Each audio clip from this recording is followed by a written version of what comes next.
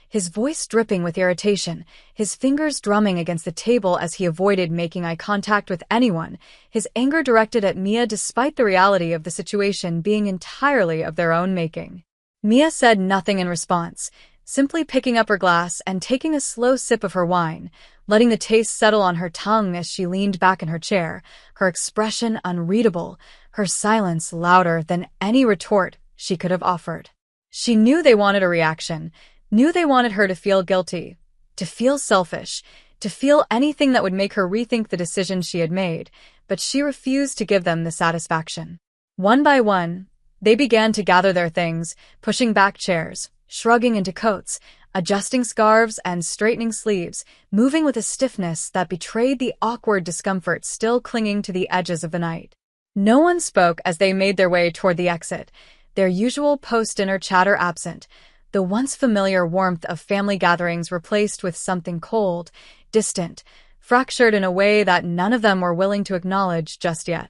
As they stepped out into the crisp night air, the cold biting against their flushed skin, Aunt Linda finally broke the silence, her heels clicking against the pavement with sharp precision as she turned toward Mia with a look of barely contained rage.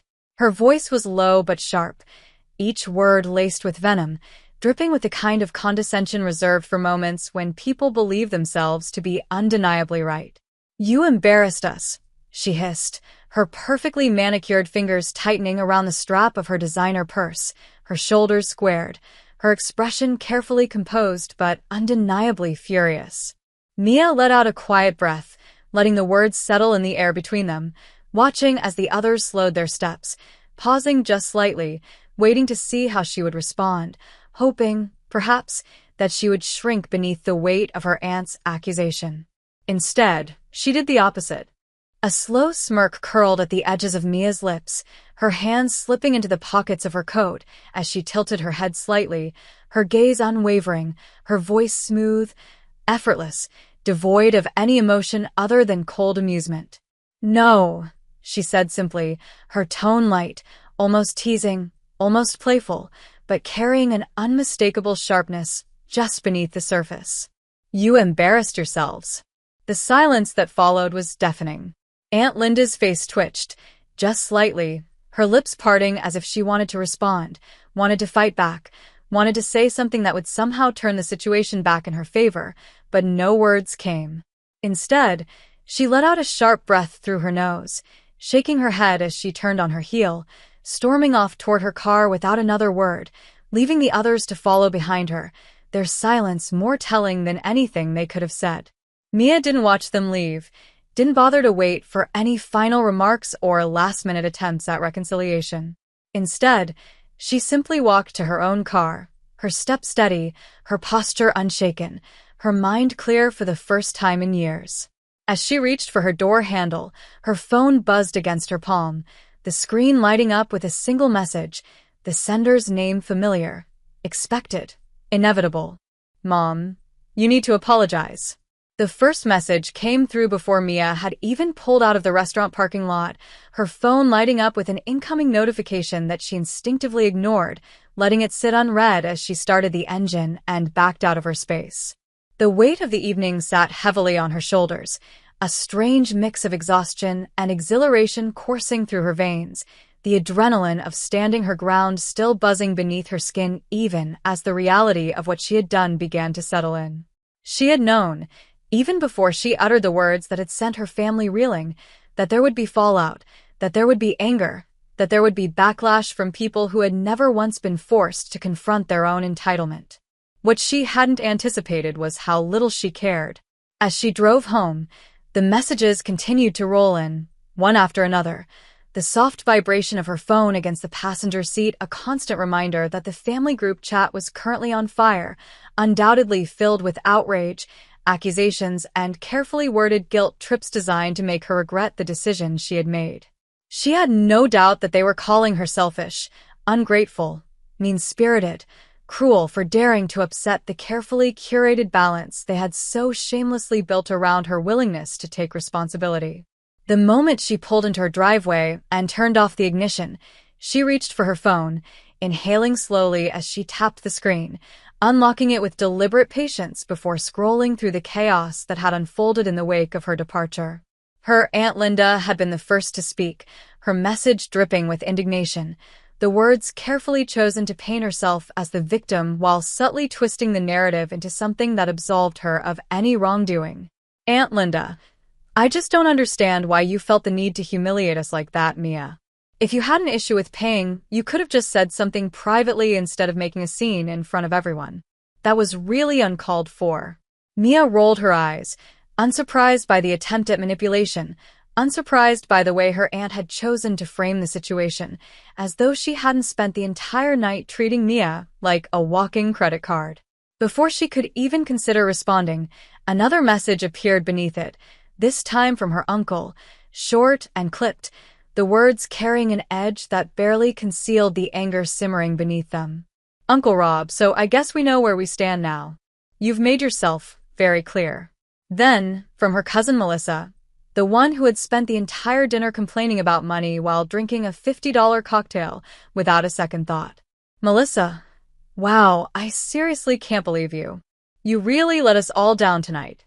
A dozen other messages followed, some echoing the same sentiments, others more passive-aggressive in nature, carefully crafted to make it seem as though they were merely expressing their feelings rather than outright attacking her. Mia scrolled through them all, reading each one without reaction, absorbing the full weight of their anger, their frustration, their sheer inability to comprehend that the rules had changed and that she was no longer willing to play the part they had written for her. Then, just as she expected, her mother called. The moment the screen lit up with her name, Mia let out a slow breath, bracing herself before swiping to accept, pressing the phone to her ear as she leaned back against the headrest, closing her eyes as her mother's voice filled the silence. I just don't understand what got into you tonight, her mother said, her tone weary, tired, as if Mia had somehow forced this burden upon her rather than choosing to free herself from one. You embarrassed them, Mia. You embarrassed us. You know how this is going to make you look to everyone. Mia let out a dry, humorless laugh, shaking her head, even though no one could see her. Embarrass them? She repeated, incredulous. You mean the people who have spent years using me like a human ATM? The ones who don't even bother pretending to appreciate me anymore? The ones who literally called me an ATM behind my back? You're seriously calling me the problem here? Her mother sighed heavily, the sound filled with long-suffering disappointment, the kind of sigh designed to make Mia feel guilty without her mother having to say it outright. Family is family, Mia, she said finally, her voice softening, shifting into something more pleading, more coaxing, more desperate to pull Mia back into the fold. You don't just turn your back on family over something like this. Mia exhaled sharply, pressing her fingers against the bridge of her nose, the weight of the conversation pressing down on her like a vice, tightening with each passing second. Then maybe they should start acting like family, she shot back, her voice sharper than she intended, though she didn't regret it, didn't want to take it back, didn't want to soften the edges of the truth just to make it easier for her mother to swallow. There was silence on the other end of the line, the kind of silence that carried meaning, the kind that spoke volumes, the kind that told Mia that, for the first time, her mother had no immediate response, no quick retort, no rehearsed speech about obligation or loyalty to fall back on. Mia waited, giving her the chance to say something, to prove that she had heard her, to show even the smallest sign that she understood. But when her mother finally spoke again, the words were exactly what Mia had expected.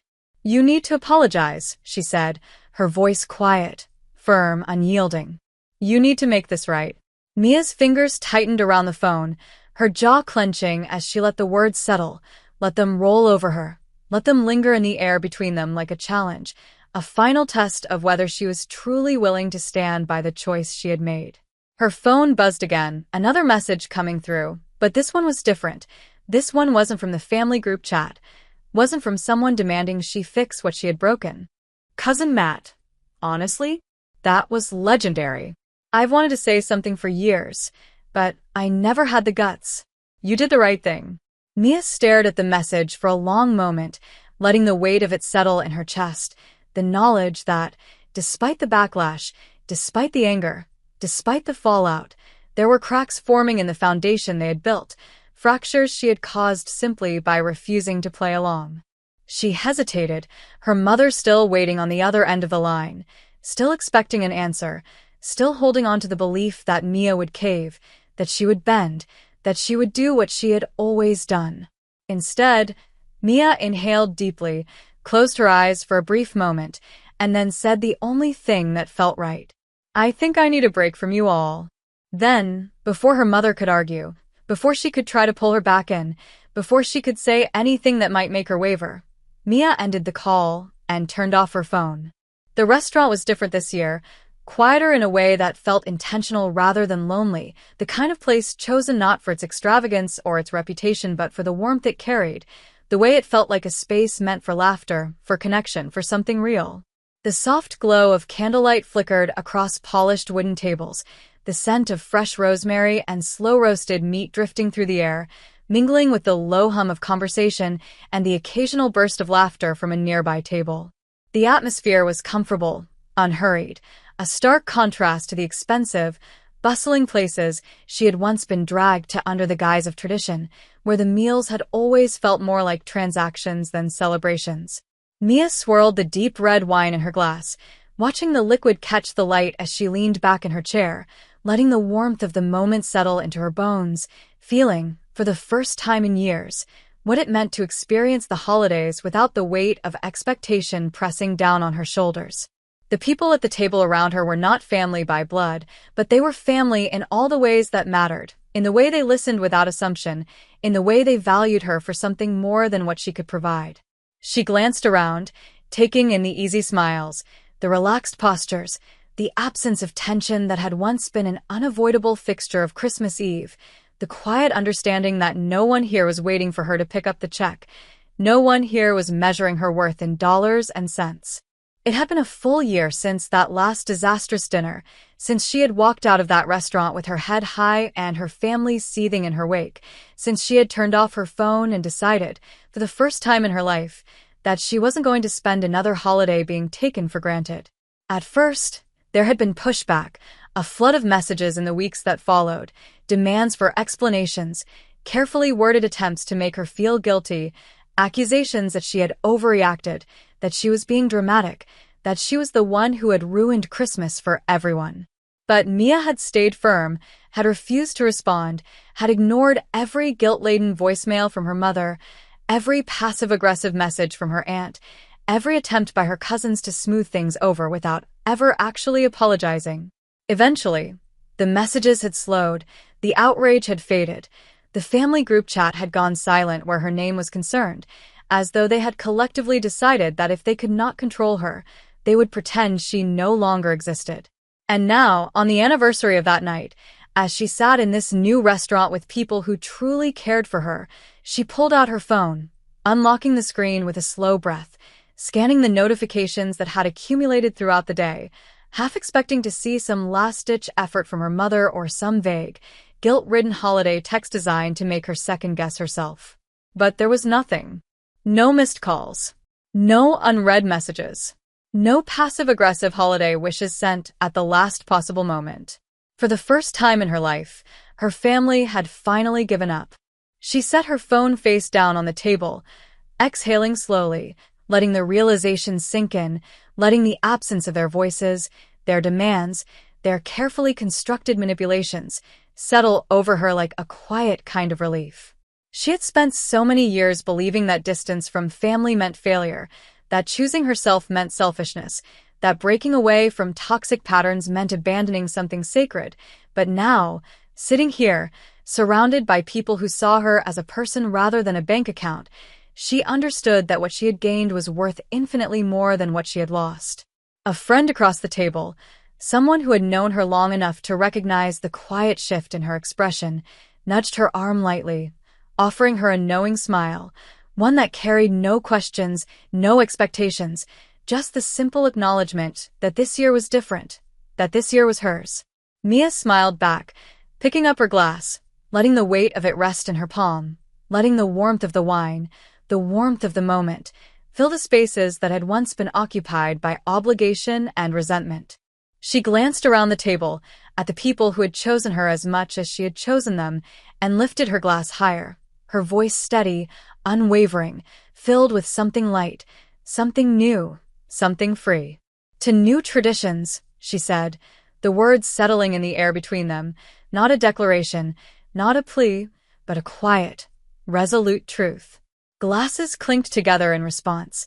Laughter bubbled up around her, and as she took a sip, she let herself fully embrace the moment, the feeling, the understanding that this simple, warm, unburdened gathering was what the holidays were supposed to be. For the first time, Christmas felt like a gift, not a bill.